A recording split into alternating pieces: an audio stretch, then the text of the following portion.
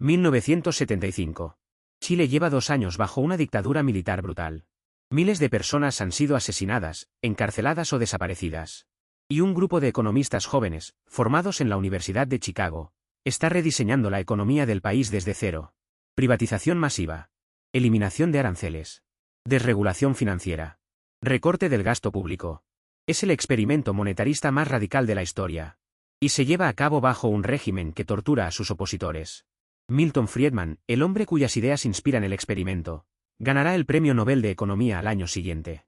Sus defensores dirán que las ideas son independientes del régimen que las aplica. Sus críticos dirán que no se puede separar una cosa de la otra. Hoy no vamos a resolver ese debate. Vamos a entender las ideas. Porque las ideas de Friedman, con independencia de cómo se aplicaron, cambiaron la economía del siglo XX. ¿Quiénes dominó la economía desde los años 30 hasta los 70? Su mensaje era claro: la demanda agregada importa. El gobierno debe intervenir para estabilizar la economía, el mercado no se autorregula. Luego vino la estanflación de los años 70. Inflación de 2 dígitos y desempleo alto al mismo tiempo. El keynesianismo no tenía una buena explicación. Milton Friedman sí la tenía. Friedman nació en 1912 en Brooklyn, hijo de inmigrantes húngaros. Estudió en Rutgers, Chicago y Columbia. Era pequeño, enérgico, enormemente persuasivo y brutalmente directo. Su idea central era simple y poderosa: la inflación es siempre y en todas partes un fenómeno monetario. Si hay inflación, es porque hay demasiado dinero en circulación. Si hay demasiado dinero en circulación, es porque el Banco Central lo ha permitido. La solución, según Friedman, no es que el gobierno gestione la demanda. Es que el Banco Central controle la cantidad de dinero. Que la haga crecer a un ritmo estable y predecible, alineado con el crecimiento real de la economía. Nada de ajustes discrecionales. Nada de intentar estimular la economía en cada recesión. Reglas claras y automáticas. Para fundamentar esta idea, Friedman y Anna Schwartz escribieron uno de los libros de economía más influyentes del siglo XX, Historia Monetaria de Estados Unidos, publicado en 1963. Su tesis era bombástica: la Gran Depresión no fue causada por un fallo del mercado. Fue causada por un fallo del Banco Central. Según Friedman, la Reserva Federal contrajo la oferta monetaria en el peor momento posible. En lugar de inyectar dinero para compensar la caída de la demanda, dejó que los bancos quebraran y la cantidad de dinero se desplomara. Lo que podría haber sido una recesión ordinaria se convirtió en la peor catástrofe económica de la historia moderna. Es un argumento poderoso.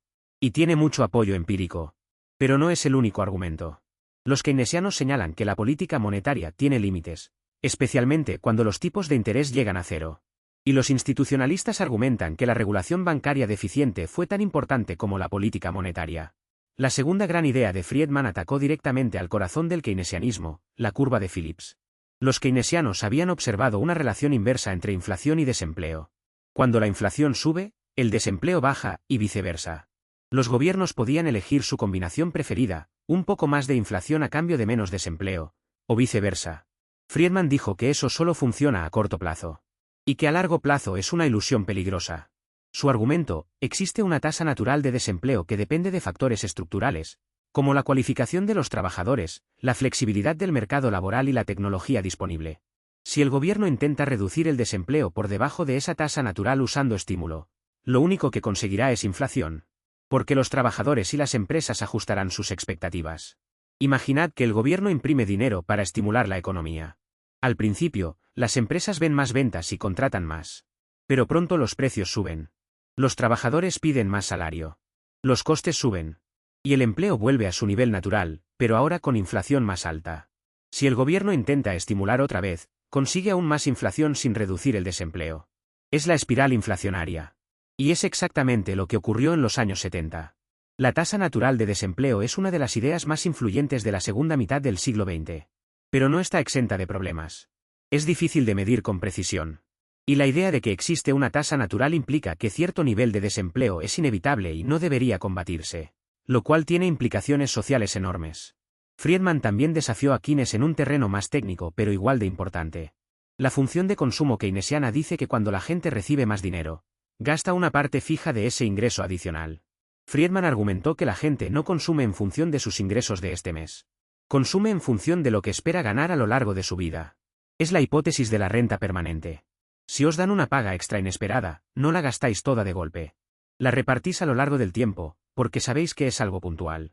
Y si vuestro sueldo baja temporalmente, no recortáis el gasto en la misma proporción. Porque esperáis que la situación se normalice. La implicación política es que los estímulos fiscales temporales no funcionan tan bien como piensan los keynesianos. Si el gobierno da un cheque puntual a cada ciudadano, la gente ahorrará gran parte porque sabe que no se repetirá.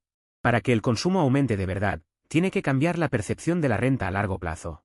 No se puede hablar de Friedman sin hablar de Chile.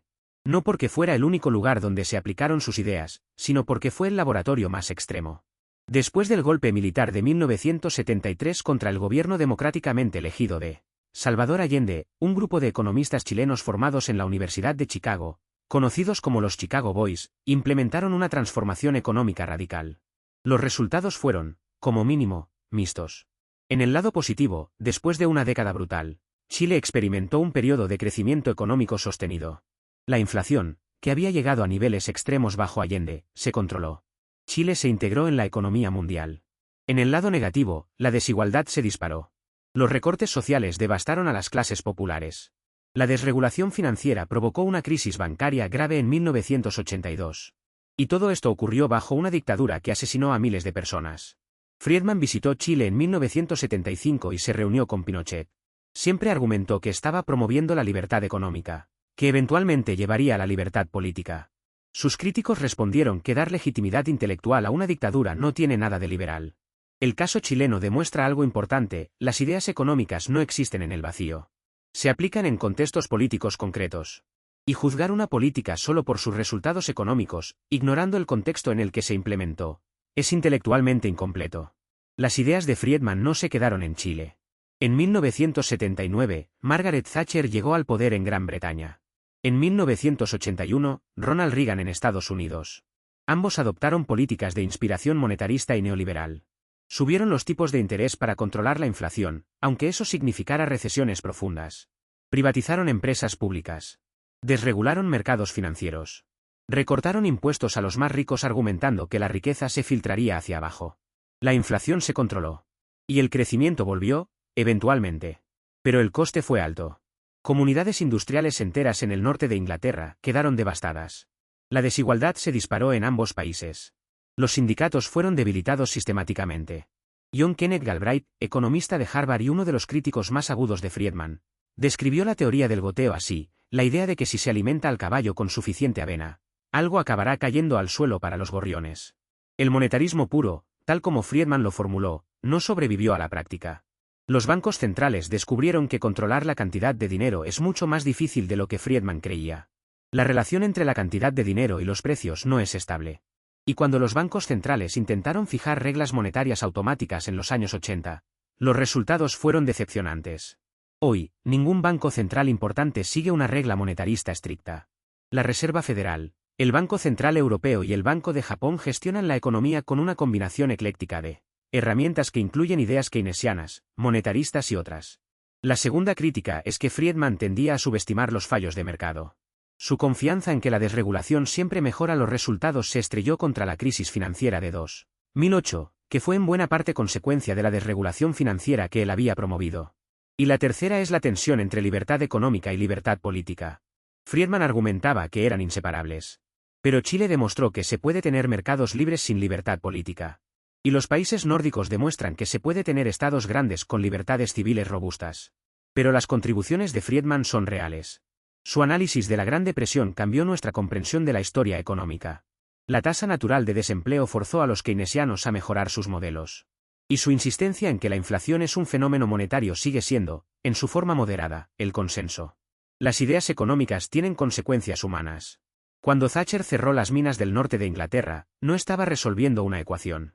Estaba destruyendo comunidades que habían vivido de la minería durante generaciones. Cuando los Chicago Boys privatizaron las pensiones en Chile, millones de personas quedaron a merced de los mercados financieros. Friedman diría que esas decisiones eran necesarias para el crecimiento a largo plazo. Sus críticos dirían que el crecimiento que beneficia sobre todo a los ya ricos no es progreso. La economía no es solo números. Es personas. Y las personas que pagan el coste de las políticas económicas rara vez son las que las diseñan. 3 ideas para llevaros de este episodio. Primera, Friedman argumentó que la inflación es siempre un fenómeno monetario y que la Gran Depresión la causó la Reserva Federal, no el mercado. Su análisis monetario fue una contribución enorme, aunque el monetarismo estricto no sobrevivió a la práctica. Segunda, La tasa natural de desempleo desafió la curva de Phillips keynesiana y demostró que no se puede comprar empleo permanente con inflación. Pero también implica aceptar un nivel de desempleo como inevitable, lo cual es socialmente costoso. Tercera, las ideas de Friedman se aplicaron en Chile, Gran Bretaña y Estados Unidos con resultados que incluyen tanto control de la inflación y crecimiento como aumento de la desigualdad, destrucción de comunidades y costes sociales profundos. Las ideas no se pueden juzgar al margen del contexto en que se aplican. Los keynesianos dijeron que la demanda importa. Los monetaristas dijeron que el dinero importa. Pero un grupo de economistas llevaba décadas haciendo una pregunta diferente, ¿y las reglas del juego? No se trataba solo de cuánto gasta el gobierno o cuánto dinero imprime el Banco Central. Se trataba de las instituciones, las leyes, las normas, las costumbres que determinan si una economía funciona o fracasa. Un excéntrico profesor de Chicago estudió el consumo conspicuo. Un historiador económico de St. Louis demostró que las instituciones explican la riqueza de las naciones. Y una politóloga de Indiana demostró que las comunidades pueden gestionar los recursos comunes sin necesidad de Estado ni de mercado. Eso, la próxima vez.